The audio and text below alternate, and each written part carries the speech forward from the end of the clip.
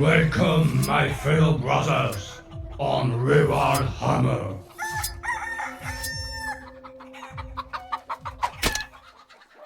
Salut à tous et bienvenue sur Rural Hammer. Rural Hammer, la chaîne du wargame à l'ancienne, la chaîne du wargame comme on l'aime, la chaîne du wargame bien de chez nous. Je suis Brother Maxou et aujourd'hui on va aborder le deuxième épisode de la rubrique Fashion Focus qui va concerner la Raven Guard. La Raven Guard, les Fils du Corbeau, une des premières légions de l'empereur, menée par son primarque Corvus Corax. La Raven Guard, c'est une armée que j'ai découverte il n'y a pas si longtemps, lors de ma reprise tout simplement du hobby en V9. Donc on va revenir un peu sur cette découverte, elle s'est faite le plus simplement du monde. C'est tout simplement, comme je sortais d'une longue pause de Warhammer 40 000, j'ai voulu bouquiner un peu, rattraper mon retard sur le lore. Par exemple, j'avais tout à apprendre de la chute de Cadia, qui a été finalement un des événements les plus importants que le jeu a jamais connu. Donc je me suis tapé tous les Gathering Storm, tous les éveils psychiques, etc., etc. Il y a eu du bon, il y a eu du moins bon, mais au sein de mes lectures, en fait, je m'amusais tout simplement à acheter des anciens codex V6, V7, V8. Et tout à fait par hasard, je trouve un codex Ravenguard V8 là, que j'ai chopé à 5 €. Et il y a eu un déclic qui s'est fait. Donc des bouquins, j'en ai lu des dizaines durant cette période, on va dire, de rattrapage scolaire. Et en lisant le Codex Ravengard, il y a un truc qui s'est passé. C'était un chapitre dont finalement je ne connaissais peu de choses, tout simplement parce que du côté du lore, c'est un des chapitres les plus desservis, on va dire. Et desservi pourquoi ? En raison de son histoire, finalement, la Ravengard, ça commence par naturellement l'histoire de Corvus Corax sur son monde d'origine, qu'il va délivrer pour ensuite le renommer Délivrance. Donc cette histoire-là, elle est assez sympa parce on est dans une ambiance un peu de guérilla des ombres.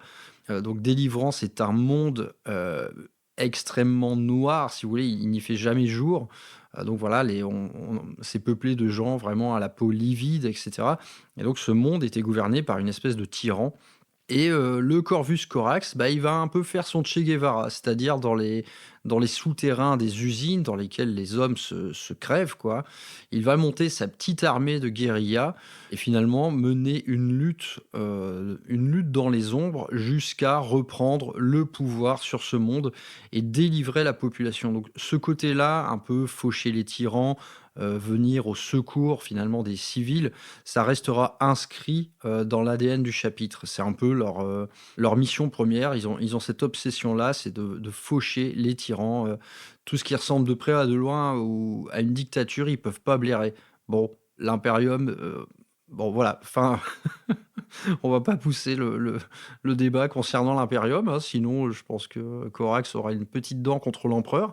Mais justement, Corax avait une relation assez spéciale avec l'Empereur, c'est-à-dire que son plan, le grand plan de l'Empereur, Corvus Corax y a adhéré à 100%, et il y a vu finalement l'épanouissement qui allait être promis à l'humanité, suivant ce grand plan, naturellement qui était somme toute assez secret. Et il s'est noué une relation de confiance absolue d'une part de Corax envers l'empereur, mais également dans l'autre sens. L'empereur n'a absolument jamais fait la moindre remontrance à Corax, contrairement quand même à beaucoup d'autres. Il avait une confiance absolue en son fils. Donc l'histoire de la Ravengard dans la Grande Croisade, finalement très peu de choses en sont dites, car du côté du lore, on paye tout simplement le prix de la stratégie militaire qui est choisie par ce chapitre.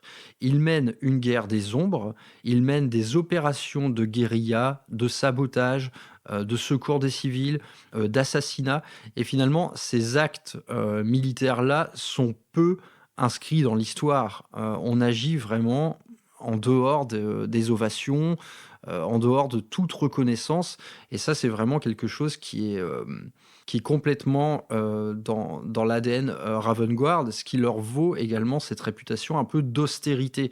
C'est-à-dire quand ils se battaient en compagnie d'autres factions alliées sur tel ou tel monde, les gens en fait les regardaient de travers et une fois la victoire acquise, les corbeaux, filaient à toute vitesse si vous voulez. Ils ne se retournaient même pas, il n'y avait pas la moindre quête, de reconnaissance auprès des supérieurs, auprès de leurs alliés, même auprès de l'empereur ou des autres primarques. Donc il y a cette espèce d'austérité, de morosité ambiante, en fait, voire de tristesse, quoi. Les gens les prenaient un peu pour c'est des gothiques, quoi. Ils ont la peau livide, ils font tout le temps la gueule, mais dans le cœur de chaque guerrier de la Ravengard, finalement, il y a un feu qui brûle, mais il est uniquement, destiné à faucher ceux qui abusent du pouvoir. C'est vraiment leur leitmotiv principal et donc les lauriers de la gloire, les couronnements, ça par contre, rien à foutre. Nous, on a une mission à remplir. Jamais finalement on participera, au moindre banquet, à la moindre réception d'un haut dignitaire de Terra, ça on n'en veut pas. Donc le prix à payer, c'est tout simplement qu'à force de se battre dans l'ombre, personne n'est au courant de vos exploits.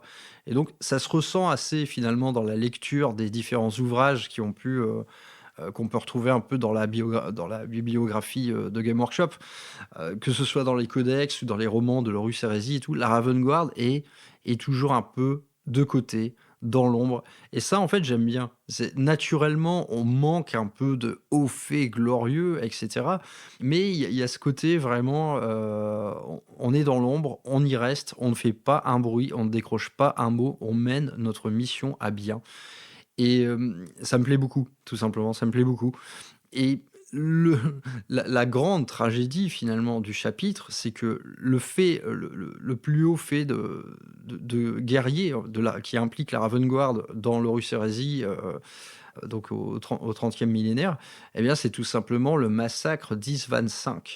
Et durant ce massacre, qui donc a regroupé les Iron Hands, les Salamanders et la Ravengard, eh bien, sur un effectif d'une centaine de milliers d'hommes, il en restera à peine 20 000. La Légion a été purement annihilée, tout simplement parce qu'ils se sont retrouvés pris dans une embuscade infâme où ceux qui pensaient être encore loyalistes se sont retournés contre eux. Et donc, les mecs qui se sont mangés toutes les légions sur leur gueule, donc les Iron Warriors, les Emperor Children, etc. Il n'y avait aucune chance de survie à ça. Donc, à l'issue de ce conflit-là, Corax parvient quand même à s'échapper et à préserver une partie de ses hommes. Et à l'issue de cette bataille, il va en fait regagner les ombres, retarder tout simplement l'expansion du chaos au sein de ce système-là. Il va faire ce qu'il sait faire, la guerre des ombres, la guérilla. Et donc, depuis ceci, il n'y a plus grand-chose à dire de la Ravengard pendant 10 000 putains d'années. Corax, devenu un peu enfin, il était fou de douleur finalement d'avoir perdu quasiment sa légion entière. Il s'est adonné à des expériences pour essayer de regonfler les effectifs de son armée le plus vite possible. Et ça a dégénéré, donc il y a eu une espèce d'anomalie dans l'Apothécarion, dans lequel il menait finalement, il jouait un peu au chimiste, hein, recréer des Space Marines le plus vite possible pour essayer d'avoir un rôle à jouer dans la défense de Terra et tout. Ça a très mal tourné, il y a eu des monstruosités qui sont nées, et Corax, finalement, après ça, eh bien, il disparaît tout simplement. Il disparaît et on va le retrouver des millénaires plus tard dans le Warp. Corvus Corax est devenu une créature du Warp.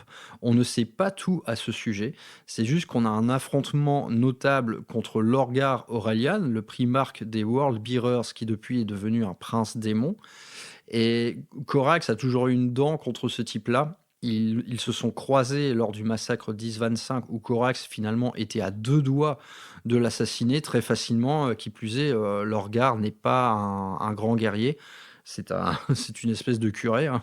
C'est le curé du chaos, hein, Lorgar. Mais il était à deux doigts de l'assassiner jusqu'à ce que Conrad Kurz vienne finalement lui couper l'élan. À partir de là, il a dû fuir.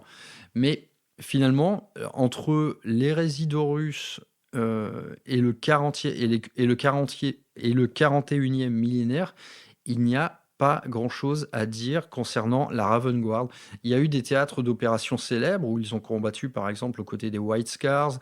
Ils ont délivré plusieurs mondes, de l'emprise des Tau. Il y a eu des petits conflits comme ça, à droite et à gauche, qui sont relatés dans les codex, mais jamais, finalement, de grands conflits, majeurs. Mais donc, qu'est-ce qui m'a plu, dans tout ça? Eh bien, c'est tout simplement la doctrine militaire. Et la Ravengard est quand même assez spécifique à ce niveau-là. C'est que chacune de leurs compagnies est réellement, un aspect différent, un peu de leur mantra, quoi. Quelque chose de donc ils suivent un entraînement militaire parmi les plus difficiles. C'est qu'ils doivent, dès qu'ils sont scouts, maîtriser, tout simplement un aspect après l'autre de la guerre des ombres.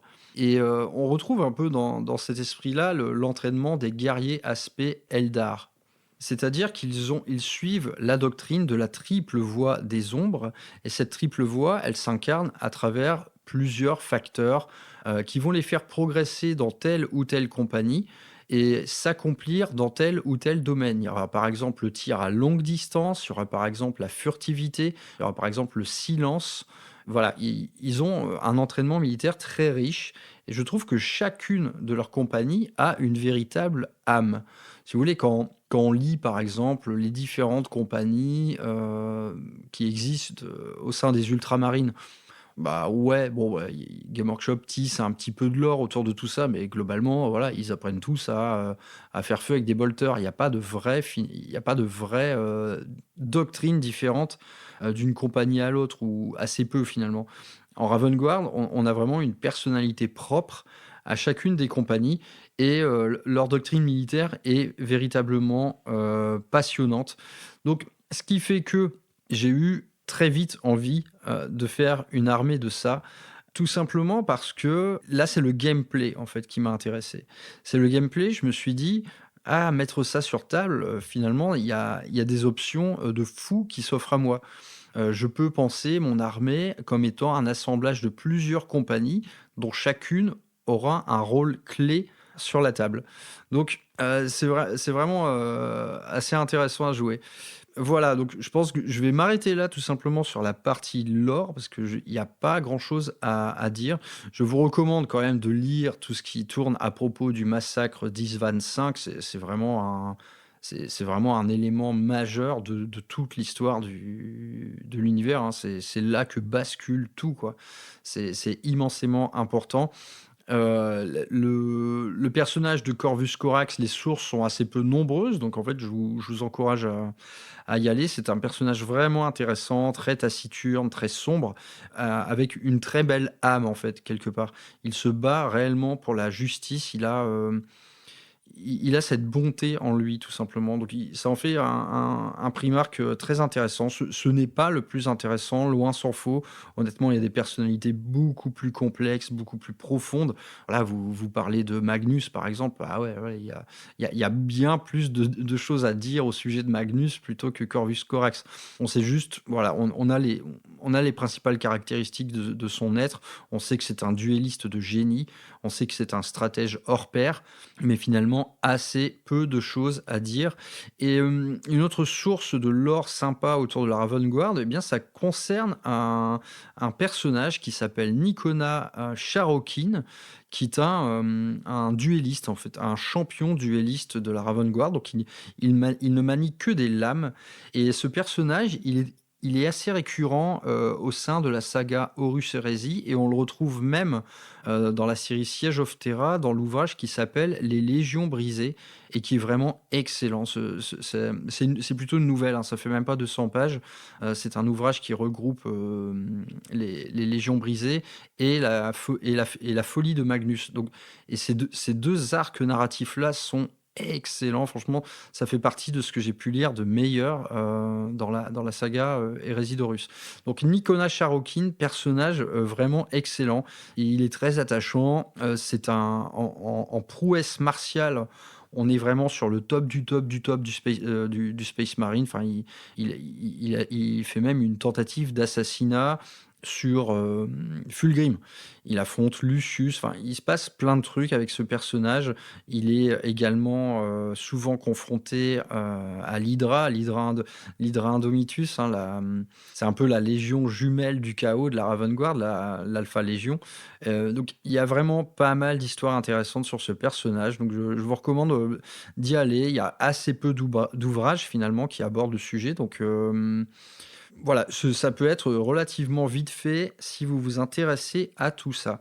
Et donc, concernant cette lecture de codex donc, que j'ai fait sur le tard, hein, en début de 9e version, donc à l'époque je jouais Blood Angel, et Blood Angel, eh bien, le gameplay, si vous voulez, j'en avais assez vite fait le tour. J'adorais les jouer, il y a absolument pas de problème. Mais j'ai eu envie assez vite d'autre chose et j'avais pas encore envie de lâcher les Space Marines. Le codex était tellement riche que je me suis dit, bon, allons-y, quoi. J'ai envie de dire aux Français, allons-y, quoi. Et donc, je me suis lancé dans une seconde armée de Space Marine. Et si vous voulez, le but de la manœuvre, c'était, ok, j'ai une armée Blue Angel qui était déjà assez costaud, j'étais déjà à 3000 points. Je me suis dit, ok, cette armée de Raven Guard, la consigne est simple, je ne veux aucune unité que j'ai déjà en Blue Angel. C'est-à-dire, les deux armées regrouperont des unités exclusivement différentes. Il n'y aura aucune unité en commun dans les deux armées. Et donc, je m'y suis plié. Et à cette heure, j'ai toujours respecté ça. Donc, à l'heure actuelle, mon armée Ravenguard est entièrement terminée. Elle regroupe 3000 points. Et donc, je l'ai conceptualisé comme, je vous en ai parlé juste avant, comme un assemblage de plusieurs compagnies. Donc, j'ai rassemblé des membres de la deuxième compagnie qui sont les Porte-l'Ombre, qui sont spécialisés tout simplement dans la discrétion. C'est qu'ils gagnent les ombres et n'en ressortent jamais. Et par contre, ils font preuve d'une énorme puissance de feu à longue portée lorsque l'occasion se présente. Donc, en termes de lore, en fait, cette deuxième compagnie est célèbre pour avoir remporté des victoires au cours de batailles durant lesquelles l'ennemi ne les a même pas vus. C'est-à-dire, voilà, nous sommes partout, nous sommes dans les ombres, personne ne nous voit. Ok, le capitaine, il siffle un coup de sifflet, bla, puissance de feu totale, l'ennemi est vaincu, on s'en va. Pas de laurier, comme d'hab, Ravenguard, fuck that shit. Donc j'aimais beaucoup l'esprit de cette deuxième compagnie qui vraiment est quelque part dans le refus de l'affrontement. On se planque, on tire, on s'en va.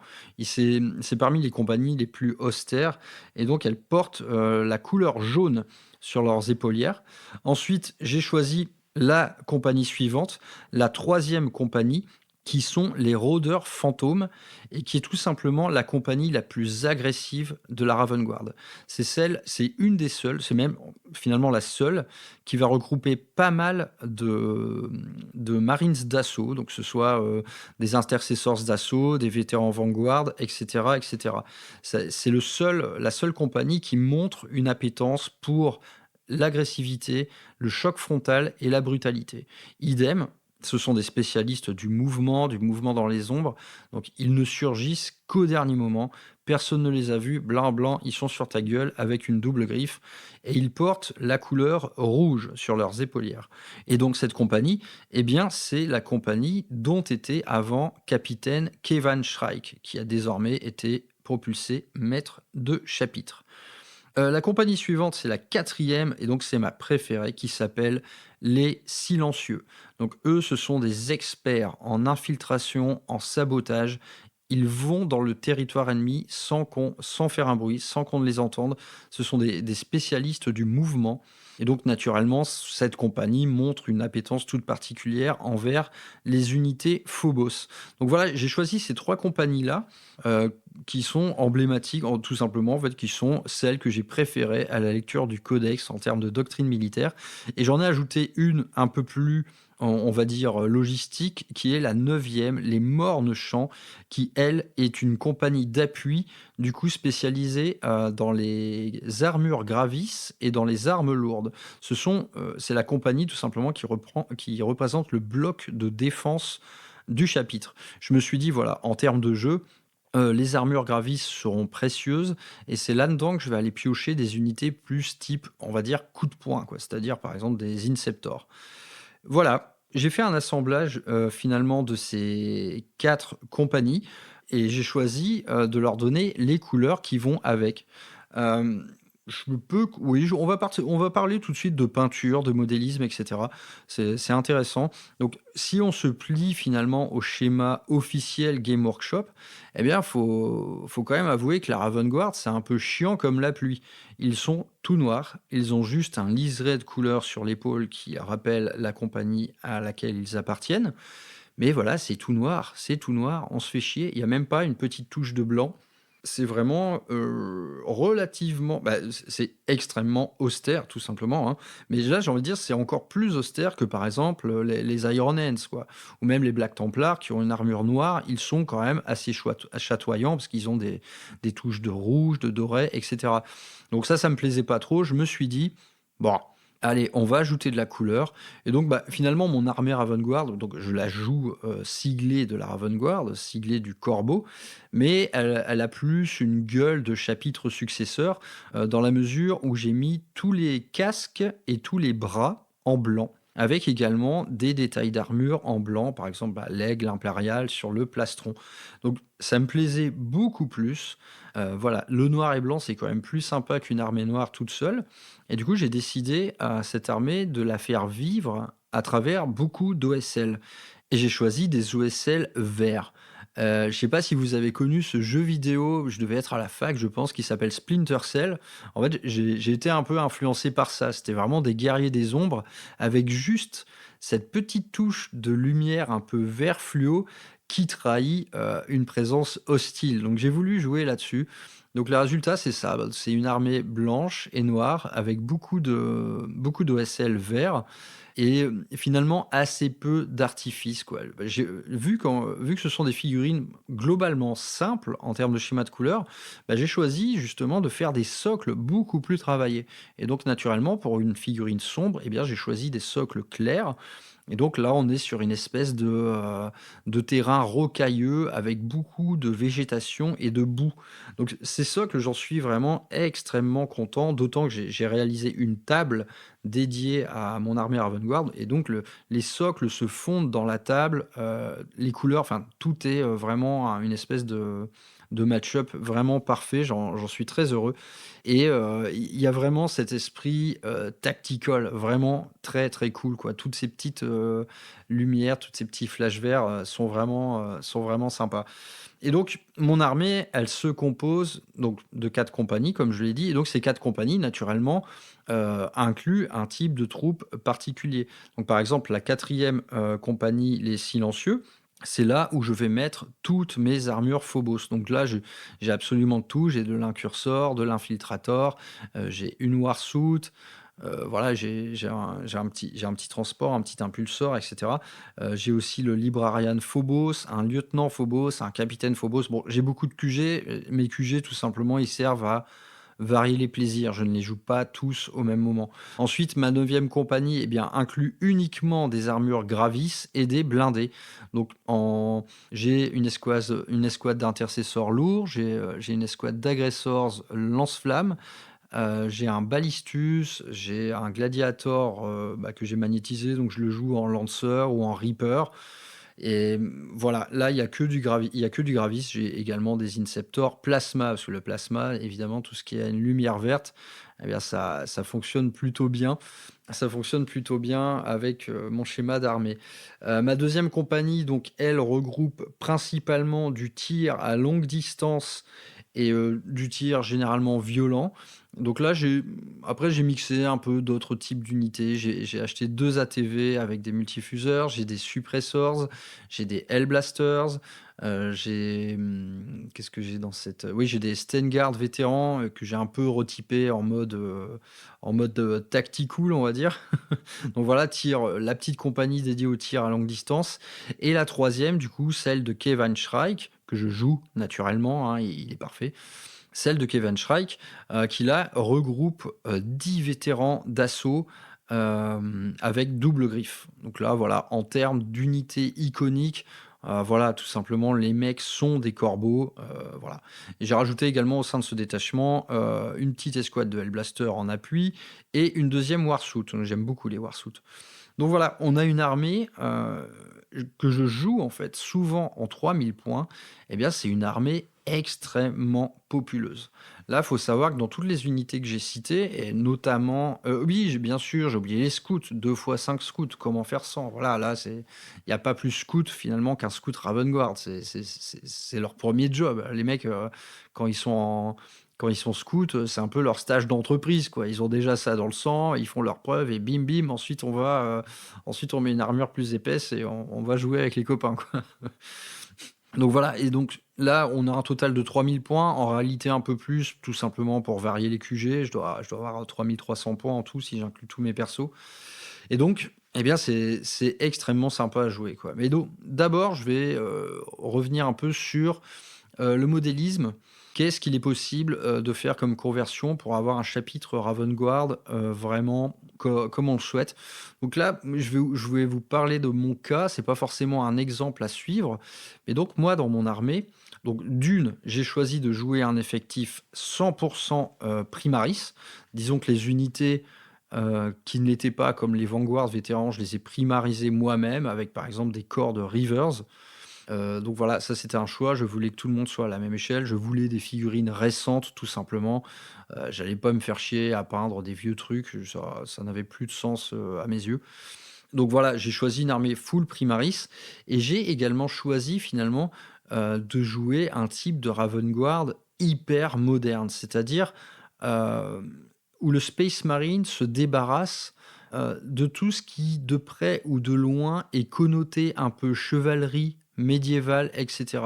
Et donc dans cette armée, eh bien, vous n'aurez pas l'ombre d'un tissu, vous n'aurez pas le moindre gris-gris doré, vous n'aurez pas la moindre relique. C'est juste des armures noires dans le plus simple appareil avec du cuir pour les accessoires. Et des accessoires, j'en ai mis beaucoup. Tout le monde est absolument en fait bardé de grenades, de viseurs, de dispositifs de ciblage. J'ai voulu faire quelque chose de extrêmement moderne et avec mon schéma de couleurs, ça, c'est vraiment le look que je voulais. C'était l'agression froide en fait, si vous voulez. C'est l'agression sans gloire. Il y a pas de poldron hyper ornementé, il y a pas d'or, il n'y a pas de signe de gloire, il n'y a pas de parchemin, j'ai même pas mis, si vous voulez, de sceau de pureté. Je n'en ai pas mis. Je voulais vraiment les armures les plus fonctionnelles du monde. Et donc, bah, ça, mine de rien, ça m'a demandé pas mal de boulot. D'une part, parfois pour enlever les accessoires d'un kit. Voilà, il y a un sceau de pureté attaché au bras, bah ok, il faut que je l'enlève. Donc là, j'ai joué de la lime, hein, de la lime, de la scie, etc. Et d'autre part, j'ai fait énormément de conversions. Par exemple, dans ma quatrième compagnie, les silencieux, eh bien, j'ai tout simplement donné un silencieux à chacune de leurs armes. Tout le monde a un bolter avec silencieux. Donc ça, c'est niveau look, ça me plaisait beaucoup, c'était très cool. Ensuite, l'armée intégrale dispose d'une gamme de casques différents. De mémoire, cette gamme de casques, je l'ai trouvée chez Pop Goes de Monkey, qui est un créateur 3D très sympa. Et donc, il proposait une gamme de casques Ravengard qui vraiment avait un peu un look d'oiseau, mais sans en faire des caisses, quoi. C'était tout simplement un casque de Space Marine Primaris, mais plus profilé, avec une espèce d'avant qui rappelle un bec, mais sans faire le truc ridicule, quoi. Par exemple, quand les mecs mettent des têtes de chiens sur les Space Wolves, ah putain, mais au secours, on dirait des labradors, quoi. C'est infernal. Donc là, non, on est dans quelque chose de subtil, des casques très profilés que je peignais en blanc. Du coup, ça leur donne vraiment un look assez agressif. Et pour certains types d'unités, là, j'ai fait énormément de travail. Et donc, le plus gros boulot, je pense que c'est une des unités sur lesquelles j'ai passé le plus de temps en termes de modélisme. Ce sont mes Vanguard vétérans. Donc, comme je l'ai dit, j'ai pris des corps de Reavers pour les faire. Et ensuite, tout le reste, c'est du custom. C'est-à-dire que je l'ai pensé comme étant la garde d'honneur de Shrike. Au fil des récits, quand on suit Shrike à la bataille, il se déplace toujours avec une garde d'honneur, donc tout simplement des vétérans de la troisième compagnie. Et donc je me suis dit, ah putain, j'ai envie de pousser le délire, donc j'ai voulu leur donner à eux le même modèle de réacteur dorsal que Shrike. Donc le réacteur dorsal de Shrike, c'est une relique. Par exemple, en V9, le mec, il se déplaçait de 14 pouces, il se déplaçait plus vite que tout le monde. Et il a une forme vraiment particulière. Je pensais à l'époque que ça allait devenir la nouvelle norme en jetpack Primaris, mais pas du tout. Pas du tout, c'est un jetpack Phobos qui, du coup, n'a qu'une seule occurrence dans tout le jeu, c'est le jetpack de Kevin Shrike. Donc j'ai voulu que mes vétérans Vanguard aient tous le même. Donc évidemment, j'allais pas acheter 20 fois la figurine de Kevin Shrike. Et donc j'ai trouvé un jetpack Primaris Phobos en print 3D. Donc je m'en suis équipé. C'était un cauchemar à installer, c'était vraiment compliqué. Et également, j'ai trouvé des kits de griffes énergétiques Primaris. Là, idem, en fait, à l'heure actuelle, en termes d'occurrence, on les trouve nulle part, ces nouveaux modèles de griffes. On le trouve par exemple dans le kit de Black Templar, les Sword Britons, je crois. On les trouve là-dedans. Mais on les trouve nulle part ailleurs pour l'instant. Ils sont pas encore refaits, les Vanguard vétérans primarisés. Ça devrait arriver un jour, hein. Mais donc pour l'instant, voilà, j'ai dû faire avec ce que j'avais. Donc j'ai quand même fait pas mal de prints 3D de plusieurs armes, de plusieurs équipements, tous les casques. Tout ça, naturellement, c'est un budget. Mais là, honnêtement, l'armée est finie. Quand je la vois sous mes yeux, j'ai parcouru tous les réseaux, si vous voulez, de Ravengard. Et je n'ai jamais vu une armée étant comme celle-ci. Donc, j'en suis très fier. C'était beaucoup de travail, mais là, en termes de peinture, je suis resté sur du grand classique. J'ai tout simplement peint suivant la technique traditionnelle de Game Workshop. J'ai rien fait de plus, quoi, hein, vraiment.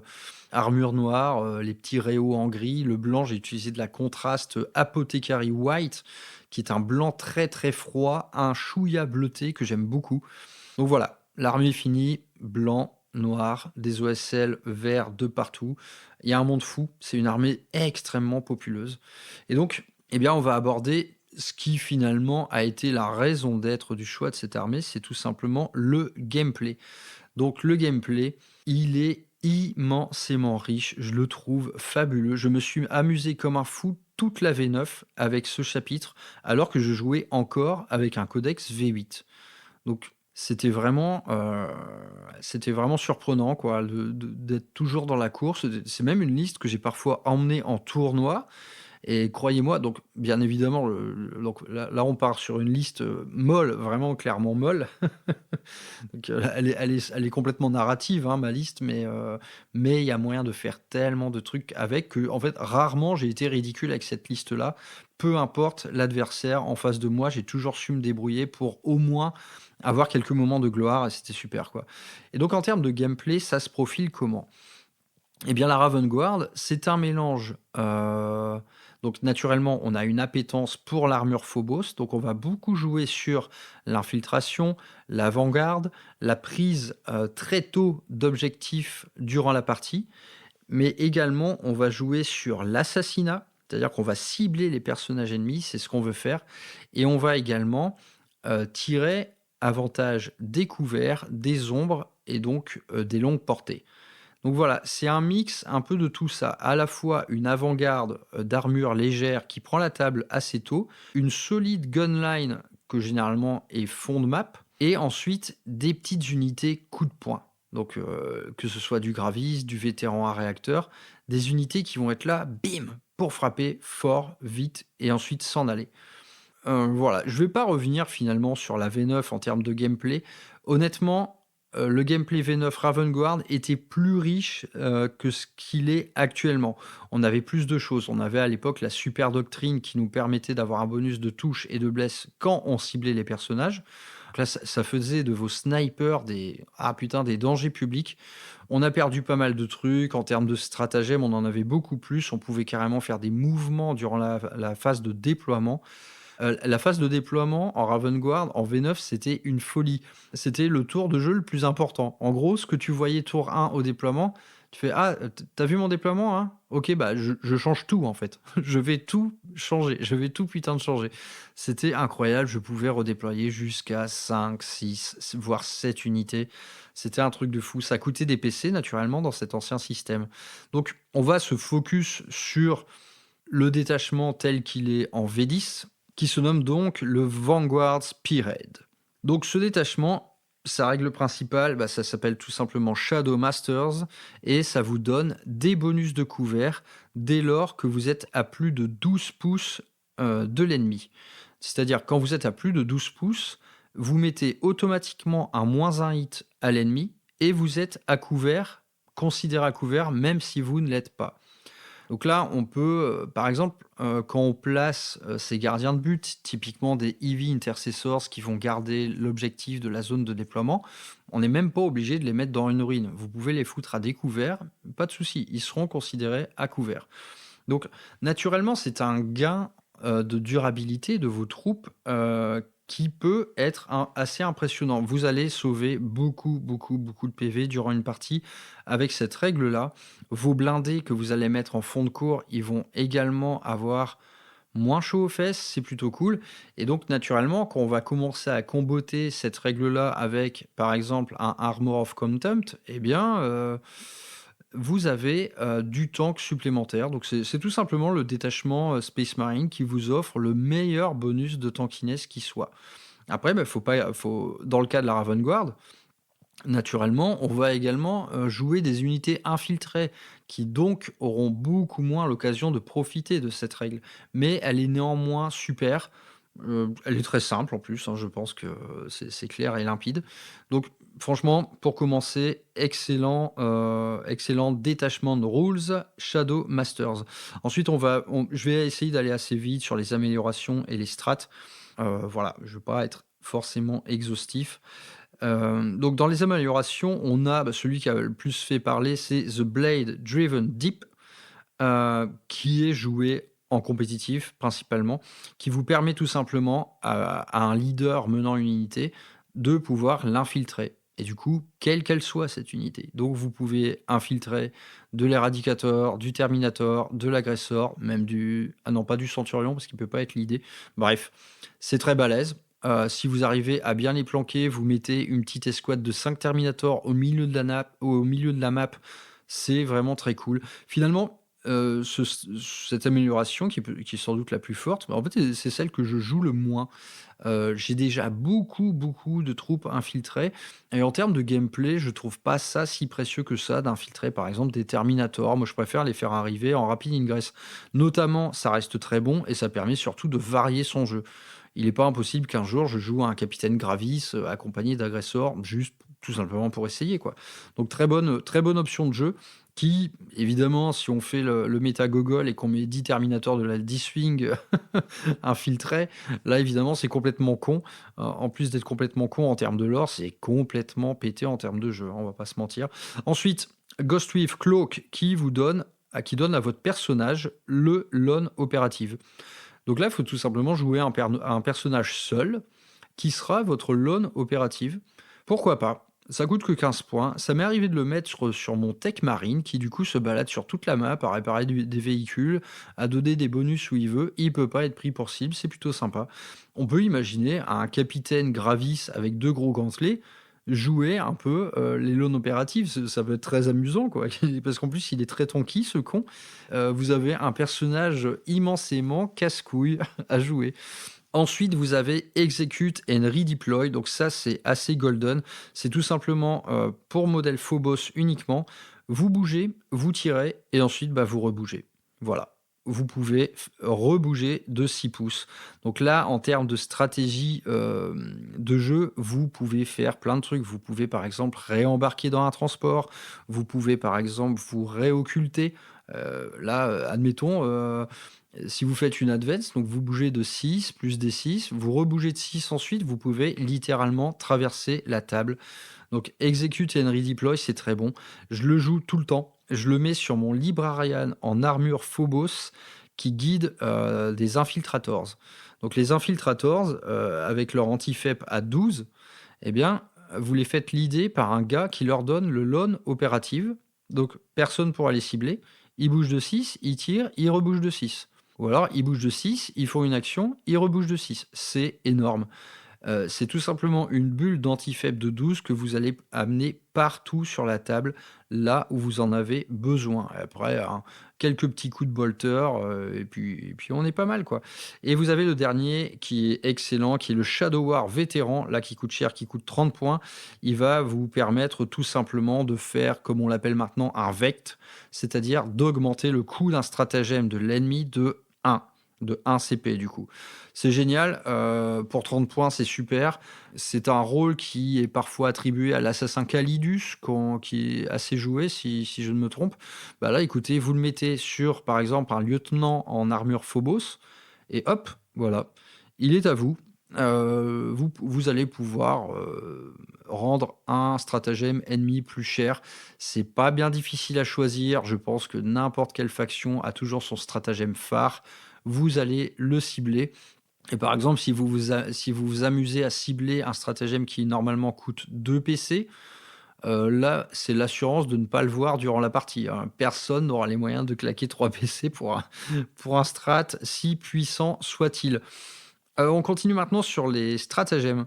Donc le premier, c'est Deadly Prize. Alors Deadly Prize, c'est un gameplay de sabotage. C'est-à-dire que vous allez pouvoir piéger un objectif et tant qu'il reste sous votre contrôle, donc en fait, ça peut durer plusieurs tours, cet objectif est piégé. À chaque fois que quelqu'un finit un mouvement normal ou de charge, donc techniquement il peut le prendre 2 fois dans le même tour, eh bien il se gaule des 3 mortels. Donc honnêtement, il est compliqué à jouer ce truc. Il faut être tout simplement dans une disposition idéale. Ça m'est arrivé de l'utiliser. Par exemple, j'avais une unité d'incursor qui était sur un objectif où il y avait un occultant qui pointait un peu dessus. Donc j'étais derrière l'occultant, sur l'objectif. Là, j'ai posé ma mine. Et tout simplement, après, j'ai pas bougé. À chaque fois qu'un ennemi est venu, il prenait d'une part les D3 mortels liés au sabotage de l'objectif que j'avais fait, et en plus la mine de l'incursor. Donc là, on commence à être sur un gameplay assez sympa, ça combote très bien avec cette unité. C'est vraiment cool, mais ça reste situationnel. Disons, ça peut valoir le coup si par exemple c'est une unité avec beaucoup d'OC qui le pose, et une unité de 5 EV Intercessors, donc OC 10. Vous allez sur l'objet, vous posez votre mine, et tant que l'objectif est à vous, l'ennemi prend des dégâts s'il est dessus. Donc, enlever un OC10 à base d'armure gravis, c'est pas évident. Donc, on peut imaginer que l'ennemi, tout simplement, va se manger plusieurs tours les petits explosifs. Donc, pourquoi pas? Je l'ai assez peu joué jusqu'à maintenant, mais je n'ai pas dit mon dernier mot. Ensuite, on a l'Armor of Contempt. Je vais pas revenir dessus. C'est juste que si on le cumule avec votre règle de détachement, il devient particulièrement fort. Ensuite, nous avons Surgical Strike, qui est le seul stratagème un peu de combat au corps à corps qu'on a, qui va tout simplement donner à une unité entière le mot-clé précision. Ça coûte 2 PC. C'est très cher. C'est très cher. Donc quand on joue Shrike a naturellement le mot-clé précision. Shrike est un assassin, et plutôt bon d'ailleurs. Jusqu'à maintenant, je n'ai jamais joué celui-là. Je trouve ça trop cher de donner, par exemple, 2 PC à des vétérans Vanguard qui tapent assez moyen, juste pour qu'ils aient le mot-clé précision. Après, on ne sait jamais si par exemple vous tirez une mission secondaire assassinat, qu'il vous le faut à tout prix pour prendre l'ascendant, ça peut valoir le coup ça peut être sympa. Ça peut être sympa.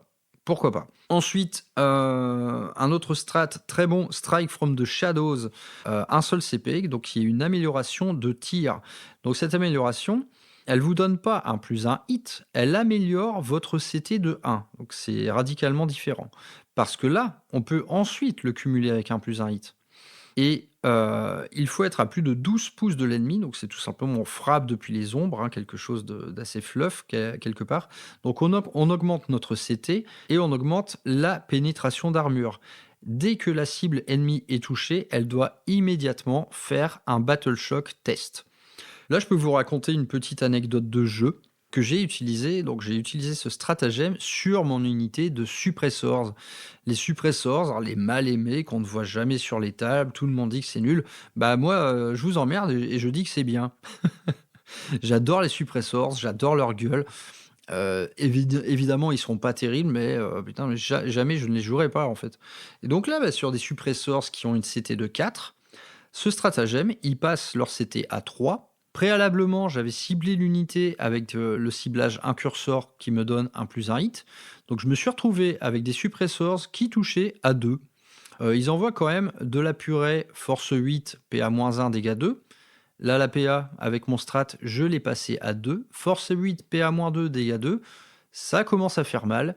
L'unité de Space Marine du chaos que j'ai pris sur cible a eu 6 morts, ce qui était plutôt très bon. J'ai fait tout simplement de bons jets.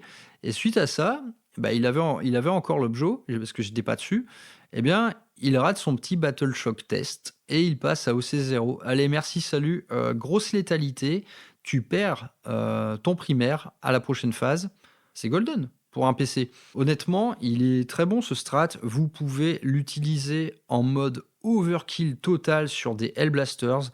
Alors là, vous vous retrouvez avec des Hellblasters qui touchent à 2 et qui ont une PA-4. Donc c'est-à-dire que la plupart des ennemis seront littéralement privés d'armure. Donc voilà, très bon strat. On l'utilise pas souvent non plus, mais il est là, il est bien, il est utile. Ensuite, vous avez Calculated Feint, c'est-à-dire que c'est une retraite un peu calculée. Ce strat est sans doute le plus précieux, je pense, du détachement. Tout simplement, l'ennemi vous charge, eh bien vous vous en allez. Donc si vous êtes Phobos ou Scout, vous vous cassez de 6 pouces. Autrement dit, dans la plupart des cas, ça va vraiment compliquer la charge ennemie, voire l'atomiser. Enfin, voilà, si de base il avait une charge par exemple à 8, vous vous barrez de 6, il ne peut plus vous charger, fin du débat. Donc vous déplacez de 6 si vous êtes Phobos ou Scout, ou de D6 si vous êtes une infanterie normale. C'est tout simplement très bon. Faire du refus de charge, moi clairement en Ravengard, on n'a pas vocation à faire beaucoup de corps à corps, mis à part quelques unités punchy. C'est un excellent stratagème. Vous faites du refus de charge contre, par exemple, là typiquement quand j'affronte la Death Guard, je veux dire les Death Shroud qui avancent très lentement, je m'amuse à leur refuser une charge. Là, ils sont loin, si vous voulez, je risque plus rien, quoi. Et parfois, on fait ce stratagème-là avec une unité qui est lone opératif. C'est donc, de une, je me barre, et de deux, tu pourras même pas me tirer dessus, quoi. Donc là, c'est assez exceptionnel, quoi. Et dernier stratagème, qui est tout aussi bon, qui est Guerilla Tactics. Tout simplement, à la fin de la phase de combat de votre adversaire, vous allez pouvoir remettre en réserve une unité d'infanterie de votre choix, ou 2 unités Phobos de votre choix. C'est assez énorme, parce que pour rappel, par exemple, des datasheets comme les scouts ont naturellement cette règle-là. Elle s'appelle Guerilla Tactics. Donc vos unités de scouts, à la fin de chaque phase du tour adverse, vous allez les remettre en réserve et les redéployer juste après la phase de commandement qui suit. Et bien là, on peut tout simplement ça, plus ça, plus ça, plus ça. Kevin Shrike également a cette règle. En Ravengard, à la fin du tour adverse, vous allez pouvoir remettre en réserve jusqu'à 5 unités. C'est extrêmement fort. Donc par exemple, remettre en réserve des Hellblasters qui ont détruit leur cible et qui doivent aller ailleurs pour impacter ailleurs, c'est très bon. Et donc, on commence à voir finalement, particulièrement ces 2 derniers stratagèmes, on commence à voir un gameplay qui va être de dire à l'adversaire: «Je t'empêche de jouer. Tu veux me charger? Je m'en vais. Tu veux prendre la map? Je retourne en réserve, c'est moi qui l'aurai la map. Tu veux me tirer dessus? Je suis lone opérative». Il y a énormément de mécaniques dans ce détachement qui sont de l'ordre du: «Non, non, non, tu joues pas. J'ai décidé que tu jouerais pas, c'est comme ça». On est sur un gameplay un peu traître, très, très, très stratégique, et finalement, on voit que ce n'est pas la létalité qui est à l'honneur. On a assez peu, on a juste un petit strat d'optimisation de tir qui est normalement très bon, hein, mais on va voir que la létalité, elle va se jouer finalement avec les datasheets en elles-mêmes. On va choisir les datasheets en fonction de ça. Mais là, en particulier, les 2 derniers strats, donc refus de charge et remise en réserve, on voit que l'armée a vocation à être une machine à secondaire. Et honnêtement, elle l'est. Depuis que je joue avec ce nouveau détachement, Il n'y a aucune partie, même les plus dures, où finalement je n'ai pas capé mes secondaires. Je les ai toujours mis à fond et honnêtement, sans trop d'efforts, hein. C'est une petite remise en réserve par-ci, un petit sabotage par-là. Les scouts, vous servez à ça, on se remet en réserve, on prend les quarts de table. Ici, je fais des actions. Ici, je me fais charger, je m'en vais. Enfin, honnêtement, en termes de secondaire, je pense qu'on est sur une des meilleures factions du jeu, si ce n'est la meilleure, hein. Sincèrement, je vois peu de factions rivaliser avec ça. Parce qu'en plus de ça, nous sommes nombreux. On est nombreux, on est très, très mobile, mais c'est de la fausse mobilité si vous voulez, parce que c'est des mouvements bonus, quoi. Le execute and redeploy qui permet d'avancer, tirer et re-avancer, c'est extrêmement fort, ça vous offre une mobilité de ouf, quoi. Si vous voulez, si vous tirez des secondaires, en Ravengard, vous aurez, cette espèce de choix de riche qui consiste: «Ah, avec quoi je vais pouvoir le faire ce secondaire?» Vous vous posez même pas la question: «Comment je vais le faire?» Vous vous dites: «Avec quelle unité?» C'est vraiment ça. À chaque fois, finalement, j'ai une gamberge à chaque fois, à chacun du début de mes tours, j'ai une gamberge assez formidable sur OK, les secondaires, ça ne me pose aucun problème, c'est juste, en fait, qui va s'en occuper? Donc on est vraiment sur un choix de riche. C'est assez exceptionnel. Honnêtement, en termes de jeu, moi, ça me régale. C'est extrêmement riche, c'est extrêmement varié. Honnêtement, j'ai rarement, 2 parties qui se ressemblent et donc on est ici, je pense, sur le détachement Space Marine le plus fun. C'est pas le plus létal, parce que la létalité, vous allez la chercher au sein même des datasheets. Vous n'avez pas de bonus de corps à corps, vous n'avez pas de bonus de tir, pas vraiment, juste un petit. On est vraiment sur une armée fun à jouer, avec des bonus de mouvement, avec des petits tricks de redéploiement. Et voilà, c'est tout simplement très très très fun à jouer. Donc ensuite, je vais vous faire un petit listing quelque part des unités phares de la Ravengard. Parce qu'il y a des grands classiques, on va vouloir jouer du Phobos, on va vouloir jouer, eh bien on va commencer à tout seigneur, tout honneur par le maître de chapitre, Kevan Shrike, qui est vraiment très bon. Honnêtement, il est vraiment très bon, donc c'est un profil de marine, de capitaine marine normal. Il est deep strike, il est leader, il est lone opérative et il est stealth, donc discrétion. Il a tous les mots-clés, le mec. Donc, Kevan Shrike va rendre vos 10 Vanguard vétérans qui l'accompagnent, ou les 10 intercessors d'assaut, enfin les nouveaux intercessors d'assaut avec jump pack, c'est ça l'appellation là où c'est contrôlé, je crois. Eh bien, Kevan Shrike vous donne le lone opérative sur cette unité-là. C'est très, très, très balèze. Il y a plein de tricks de jeu à faire avec ça. Par exemple, si vous la jouez en Gladius, mon Dieu, là, il y a 36 trucs à faire. En Gladius, quand vous êtes en doctrine tactique, vous avez également un petit mouvement bonus durant la phase de mouvement adverse. Ce mouvement bonus, il va vous permettre de rester sans arrêt en lone opérative et ensuite de vous garantir des charges quasiment auto, quoi. C'est, il est extrêmement balèze, Kevan Shrike. Cette unité-là d'assaut volant en lone opérative, c'est golden. Je ne la joue pas contre tout le monde parce que tout simplement, les Vanguard vétérans, ils impactent relativement peu. Typiquement, je la sors pas contre la Death Guard parce que je rebondis complètement sur ces grosses armures pleines de crottes de nez. Donc, mais contre d'autres types d'adversaires, là, vous allez faire un malheur. C'est extrêmement balèze. Donc, on est quand même sur un pack à 315 ou 320 points, je crois, voire 330. Donc c'est très cher. Après, vous pouvez jouer 5 vétérans Vanguard aussi. Ça marche aussi. Mais bon, voilà, là, on est sur une unité vraiment très bonne. Donc Kevan Shrike est un assassin, c'est-à-dire il a quand même une paire de griffes éclairs très balèzes qui sont jumelées et qui ont le mot-clé précision. Donc c'est un très bon assassin. Il a 7 attaques qui touchent sur du 2, force 5, PA-2, dégâts 2. Donc seule la force 5 peut vous empêcher d'impacter fort, mais on n'oublie pas que c'est jumelé. Donc force 5 jumelé, c'est quand même sympa. On regrette d'ailleurs je regrette que mes vétérans Vanguard à double griffe, à double putain de griffe, n'aient pas ce mot-clé jumelé. Ça n'a aucun putain de sens, hein, cette arme commune qu'ils leur ont inventée. C'est nul, quoi. Bref. passons là-dessus, ça viendra sans doute plus tard dans la V10. Donc Kevin Shrike, très bon, très, très, très, très bon et il a également, en fait, la même règle que les scouts, c'est qu'à la fin du tour de l'adversaire, vous repartez en réserve. Donc franchement, c'est un must-have. Moi, je ne le joue pas dans toutes mes listes, mais il est super à jouer. C'est tricky, de ouf, et puis surtout la figurine est superbe. Ne boudons pas notre plaisir. Un autre grand classique, je vous en ai déjà parlé, c'est le Librarian en armure Phobos.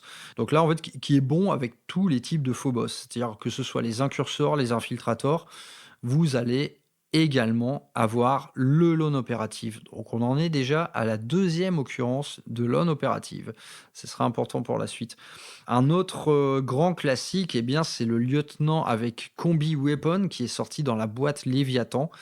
Il est excellent ce petit mec, il est absolument tout. Il est infiltrator, il est Lone Opérative, il est discrétion, il est Phil No Pain à 5.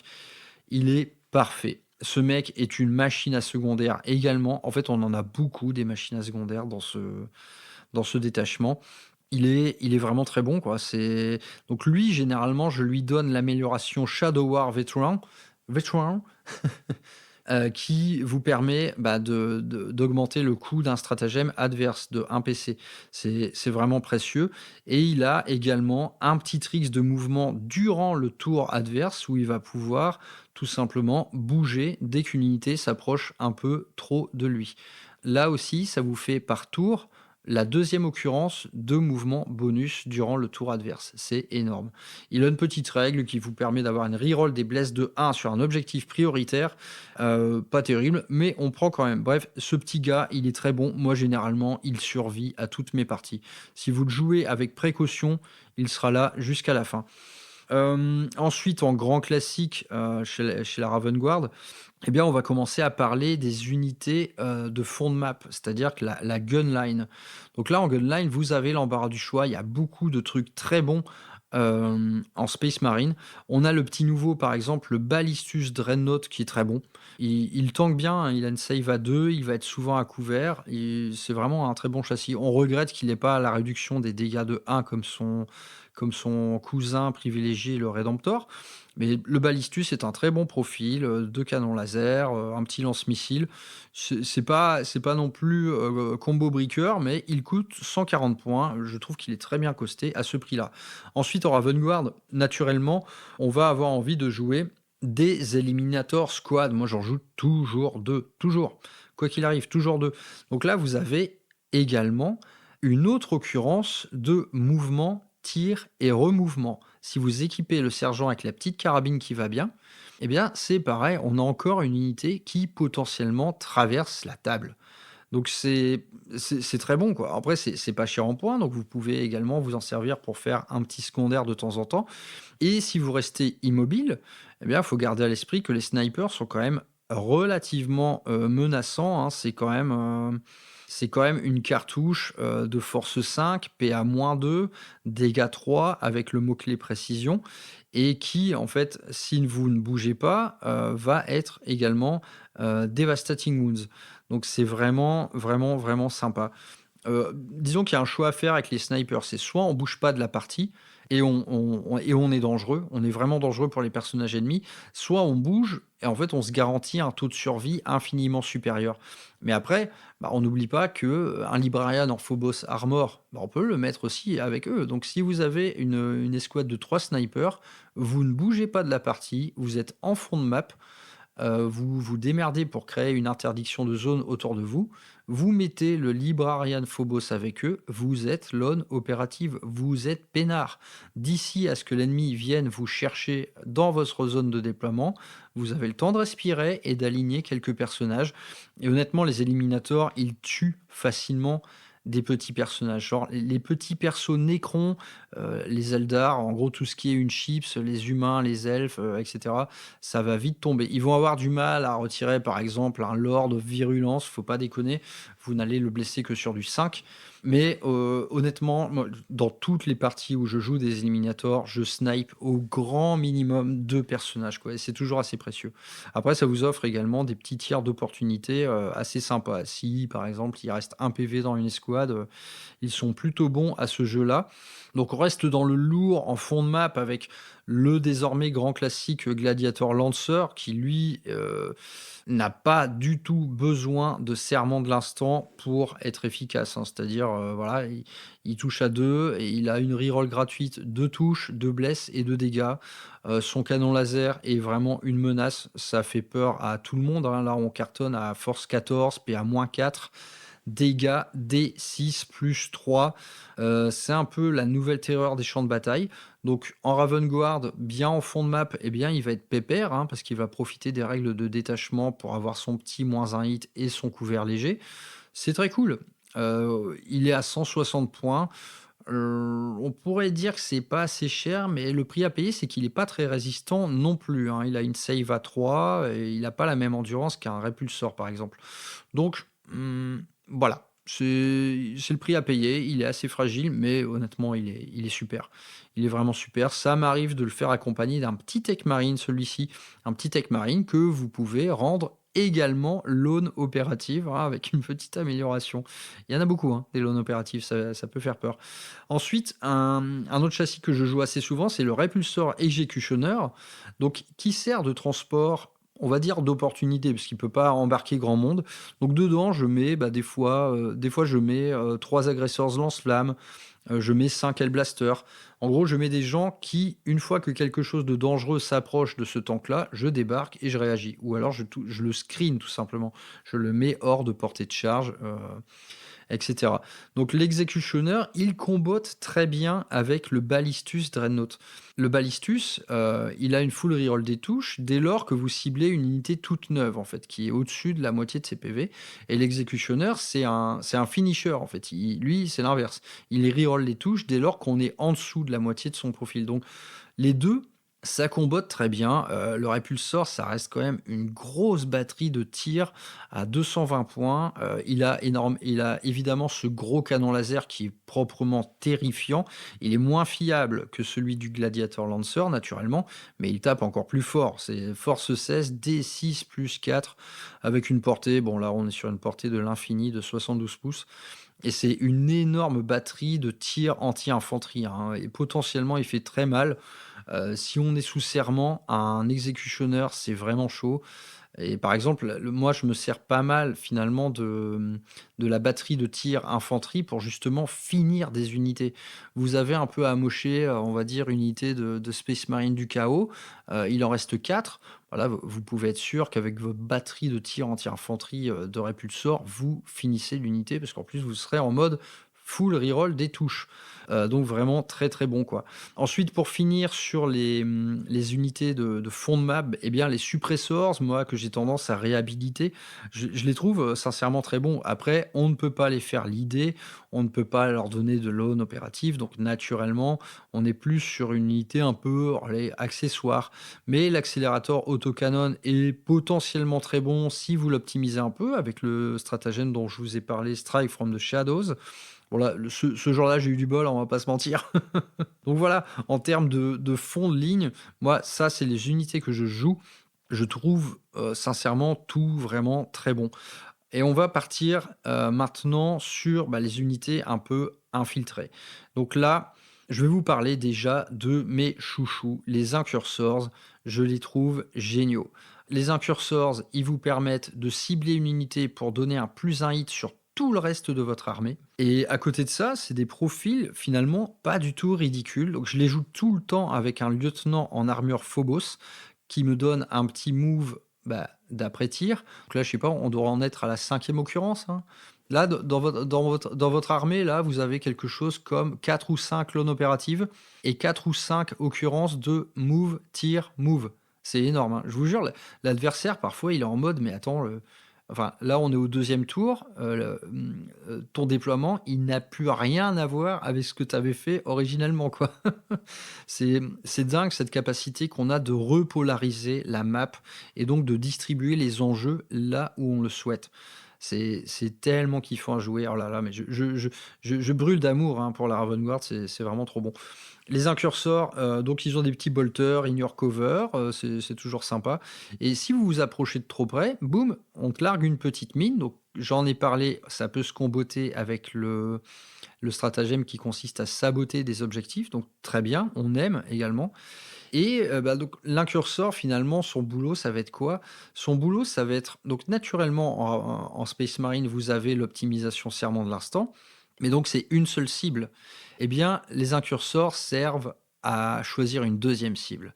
Vous aurez une cible sous serment et une autre cible où vous allez toucher à 2. C'est, voilà, moi j'aime bien distribuer les choses comme ça. Ensuite, on pense également au full reroll du Ballistus pour une unité neuve, au full reroll de l'Executioner pour une unité abîmée. En gros, là, on rejoint le délire un peu choix de riche. Je me dis pas, ok, comment je vais tuer ce qu'il y a là en face de moi. Je sais que je vais le tuer. La question, c'est avec quelle unité je vais le faire. À chaque fois, c'est la même gamberge, c'est qu'est-ce que je vais utiliser pour tuer ça, qu'est-ce que je vais utiliser pour faire mes secondaires. Quand on joue une armée nombreuse avec tellement de possibilités de mouvement, de petits tricks à droite à gauche et d'optimisation de tir, franchement, parfois on ne sait pas où donner de la tête. J'ai toujours des débuts de tour compliqués, quoi. J'ai du mal à parfois me projeter. Je finis toujours par agir à l'instinct. Ça finit souvent comme ça et généralement ça s'avère payant. Donc les incursors, vraiment excellents, surtout avec le petit lieutenant qui vous donne encore un petit mouvement de bonus. Le lieutenant, c'est un truc à 50 points, franchement c'est gratos quoi. Les incursors, jouez-en, c'est vraiment très bon. Les infiltrators, ils sont excellents, on ne va pas revenir dessus. Une bulle d'interdiction de 12 pouces, c'est extrêmement fort. Quand vous jouez une armée nombreuse comme celle que j'ai et que vous jouez 2 unités, d'infiltrators, sans effort, vous allez faire une interdiction de map totale. Je vous jure, vraiment totale. Même les trucs qui potentiellement peuvent FP à 6, vous allez leur deny ça, vraiment, hein. Ça m'est déjà arrivé d'affronter du démon. Je pense sincèrement que je suis peut-être une némésis à démon. Parce que je lui offre rien. Je lui offre une interdiction de map totale. J'ai une grosse gunline à l'arrière qui s'occupe des grosses bestioles. C'est extrêmement difficile pour le démon. Alors j'ai rencontré, des joueurs démons qui ne sont pas non plus des ténors du tournoi, mais je suis curieux de voir comment évolue ce match-up là parce que là, la dernière partie, j'ai eu presque honte. Le mec a rien pu faire et les seules charges qu'il a eu l'opportunité de déclarer, bah, tu le petit stratagème pour t'en aller. Donc je l'ai vraiment empêché de jouer du début à la fin, j'ai eu un peu honte, quoi. Ça n'a pas été une partie létale, mais par contre, tous ses plans prenaient la flotte. Bref, fin de la parenthèse. Les infiltrators, c'est très bon. Et si vous les jouez x2 ou x3, ça peut devenir presque odieux. Ensuite, pour varier les plaisirs, je joue des petits invaders à TV. Bon, on va passer là-dessus. On continue dans le thème infiltration. Et là, bah, je vais vous parler de mes 2 chouchoutes, de mes 2 petites sœurs jumelles chéries. Ce sont mes Tactical Warsuit. Les Tactical Warsuit, j'adore ces unités. Elles ont un mouvement d'avant-garde de 8, parce que ouais, ça bouge quand même pas mal ces bestioles-là. Elles ont un mouvement d'avant-garde de 8. Donc vous, en fait, au tour 1, si vous avez le tour 1, bah, vous bougez de 16. Ça peut potentiellement vous garantir une charge T1. Je l'ai déjà fait pas mal de fois, ça peut valoir le coup. Et donc la Tactical Warsuit, qu'est-ce qu'elle nous offre? Eh bien, elle nous offre quelque chose d'assez inédit. C'est une plateforme de tir correcte. Honnêtement, sans plus, voilà, c'est correct.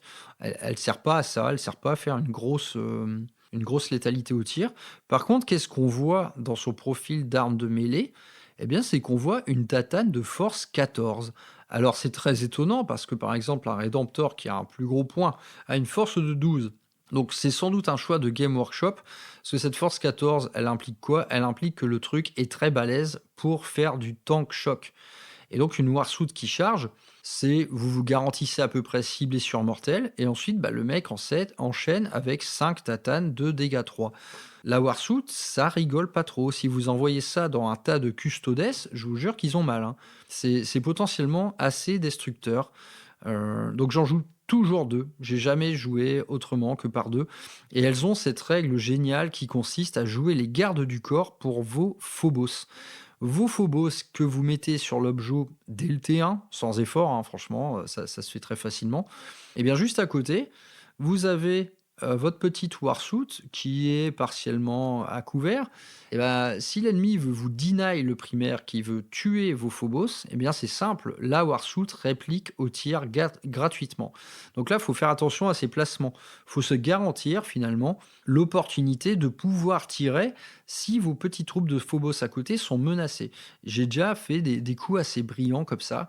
Après, l'adversaire, il se dit: «Merde, finalement, attends, je vais pas leur tirer dessus». Et du coup, ce qui se passe, c'est qu'ils ne tirent pas dessus et bah, vous gardez votre primaire bien au chaud.